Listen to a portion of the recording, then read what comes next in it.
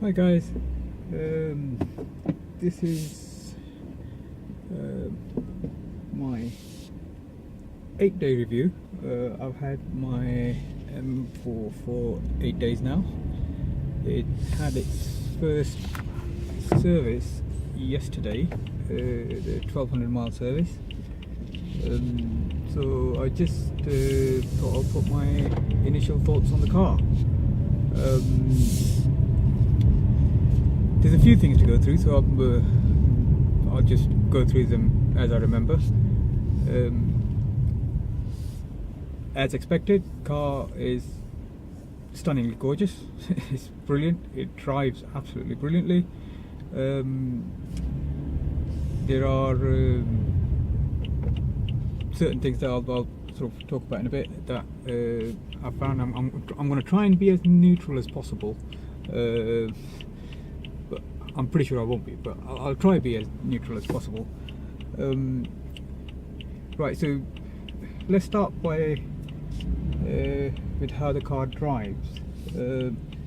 Now, I've driven a few cars on track days and sort of all of that, and I have to honestly say, I mean, I've driven some of the supercars and all of that on track days, but I honestly have to say that Italia is probably the best car I've ever driven.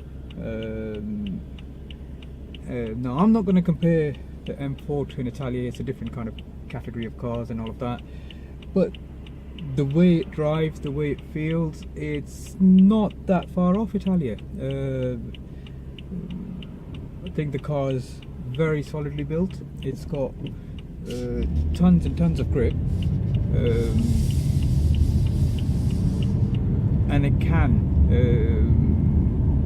I mean, you can slide it around a bit, obviously, with any car. I mean, but as far as the grip, the raw grip in the car is, it's tons of it. Now, just to give you a bit of a background, you might have seen in my early videos, my last car was a Z4, so my comparison is going to be straight within a Z4. Now, again, it's a different category of car, but that's all I'm sort of going to compare it against. Now, the options that you have to how you want to set your car up, that there's so many different options that you can set it up with, but the drivability, now if you've got everything on a comfort mode and your engine's on efficiency, it pretty much drives like any other BMW 3 Series saloon would. You know, it's very comfortable, very sort of easy drive, with lots of grip. BM tends to have harder sort of ride than, let's say, Mercedes, who pretty much, in my opinion, are sofa on wheels because they're so comfortable. But I mean, BMW drivers have a different type of need for their driving style, and it generally, just in my opinion, tends to be a bit harsher than some of the other cars, but that's just what it is. But as far as the car is concerned, in a comfort mode, it pretty much drives, like I said, exactly like any other 3 Series or a 4 Series coupe would. Some people will find it a bit harsh, but then I think we need to recognize what the car is. It's an M, it's a 4, it's meant to be you know, go like the clappers, so to speak. So bearing that in mind, I think the drive is brilliant. It's very precise, it's very easy to drive, it's and it's no hassle. You know, you don't have to constantly concentrate. I mean, I did a lot of mileage in the last week because I'm in Scotland. I went down to London and then I came back up, so I did a lot of motorway mileage, and to be honest, it's very comfortable, for me anyway. Now, some people might find the seats to be a bit hard, you know, but I think it's preference. I quite like them. I think it's but I quite like it. It grips me nicely inside. I don't really move around too much, especially with the kind of grip this thing has. You know, I'd rather have that kind of comfort. Now, just to take you through some of the, obviously, I mean, it's got all different types of settings on it that you can change as far as the drive is concerned. You can change the sort of steering wheel. You can change the or setting on the steering wheel, on the gear, you know, sequential gearboxes, the suspension, and obviously the engine. One thing I did find though, I mean, this is my first fly-by-wire kind of car where, you know, it's all electronic. There's no wires connecting the steering wheel to the car and brake and clutch and all of that. Sorry, not clutch, it's a sequential gearbox, brake and accelerator. One thing I did find though was on lower speeds, because the steering wheel is so precise, it tends to be a bit jerky. How, you know, how you move the steering wheel. The best way to describe it, I guess, is, so if you're doing low speeds and if you want to just do a smooth turn, it tends to be a bit more, you turn it and it jerks straight into motion.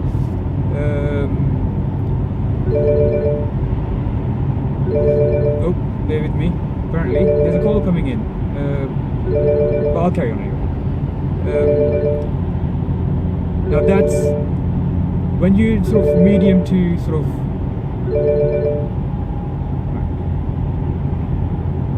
sorry about that, there was a call coming in.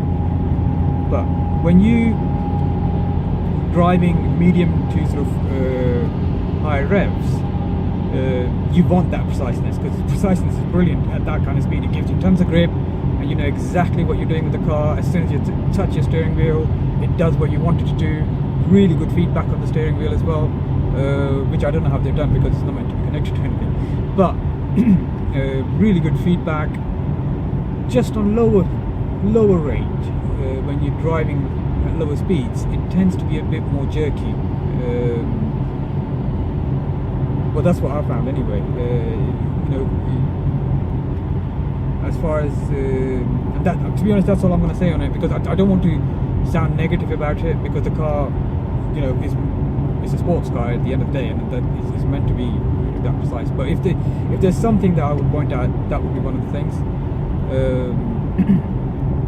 The suspensions, there's a huge amount of difference when you stick it in Comfort and when you've got it in Sport Plus, and you can feel that. You can feel that in the grip. You can feel that in the comfort levels that you get. What else there's oh, right. I've heard a few people talk about this, the actual sound of the car. Now, there's all sorts of not theories, I suppose.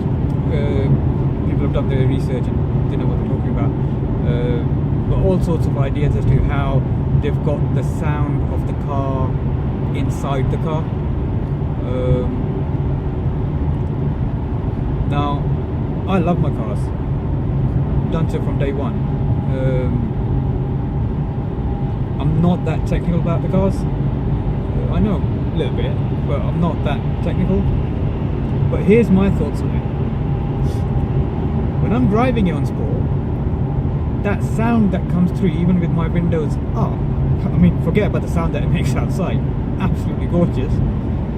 But that sound that it makes when the windows are closed, as far as my driving pleasure is concerned, how they've done it doesn't really concern me. I think it's brilliant. It sounds thunderous, it sounds grotty, it sounds very throaty. And regardless of how they've done it, they've put some pushing it through the speakers or how they're doing it, I don't know how they're doing it, but I think the sound is absolutely gorgeous. You can get, you know, Yes, of course, it's not going to sound like the M3 with the V8 in it. Totally different sound, but it's a totally different car.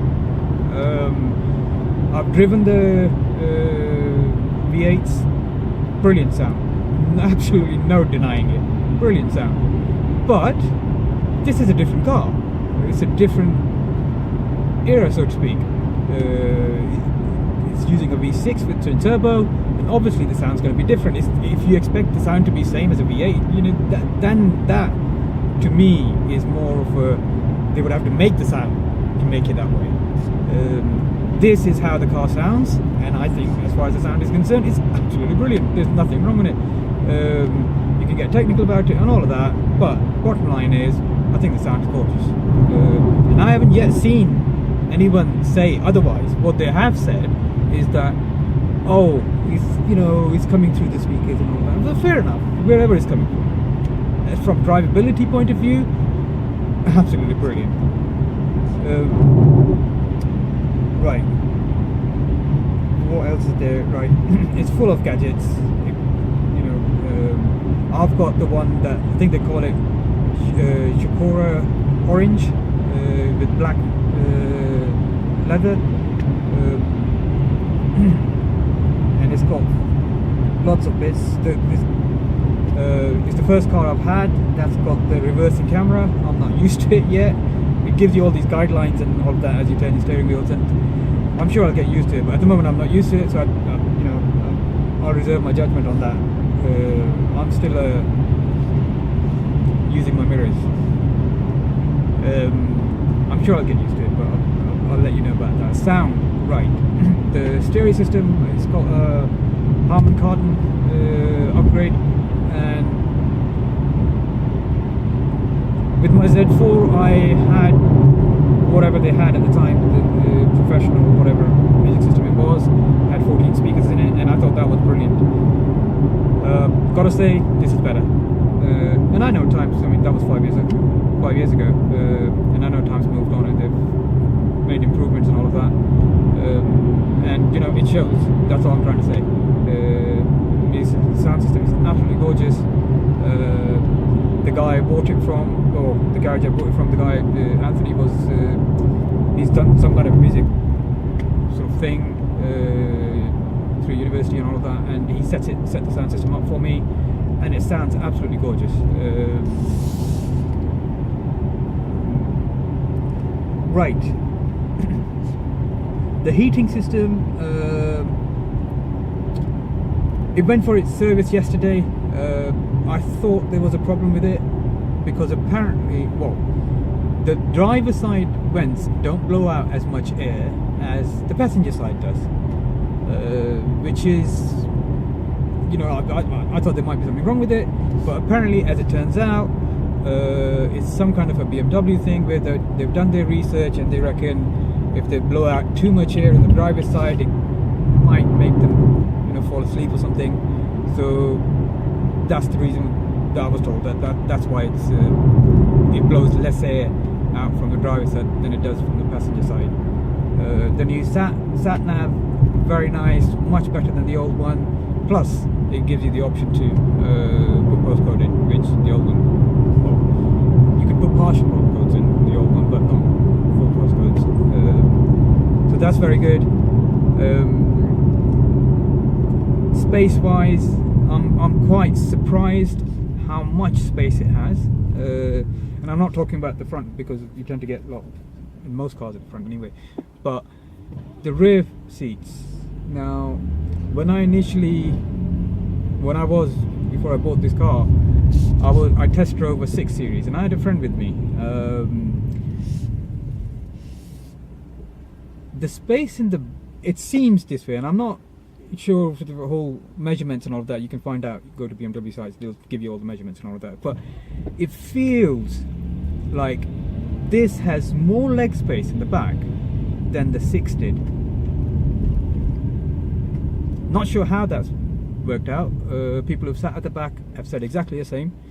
I'm not sure how they've done it, because I'm pretty sure lengthwise is a lot shorter than the 6, but it is what it is. I'm not going to complain.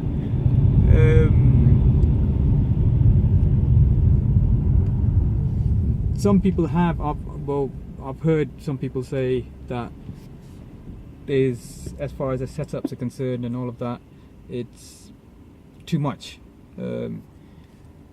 I quite like it. I like gadgets and I like all that kind of stuff, and I suppose most men do. But I think it's brilliant to give you the type of options so that you can set the car the way you are or the way you want it to be. Is absolutely brilliant. And the other thing I find absolutely brilliant is this: they've got two memory buttons in here now. Now I haven't seen that in the previous M's. Maybe they were there, maybe it was an option, I don't know. But with these, you can set up your car. So the way I've got it set up at the moment is I've got it set up for a sport mode, and the other one is what I'd like to call suicidal mode, because that's Sport Plus, and I haven't got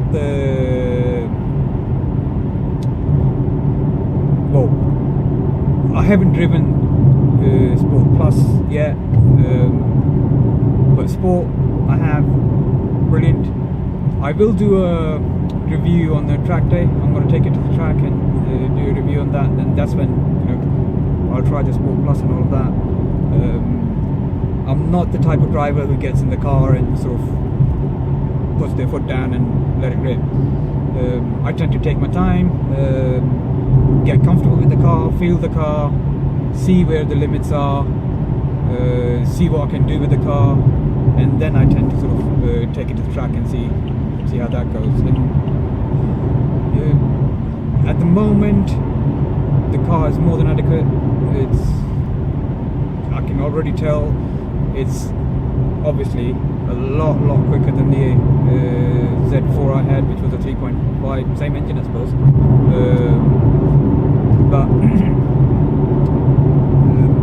I missing anything? That's about it so far.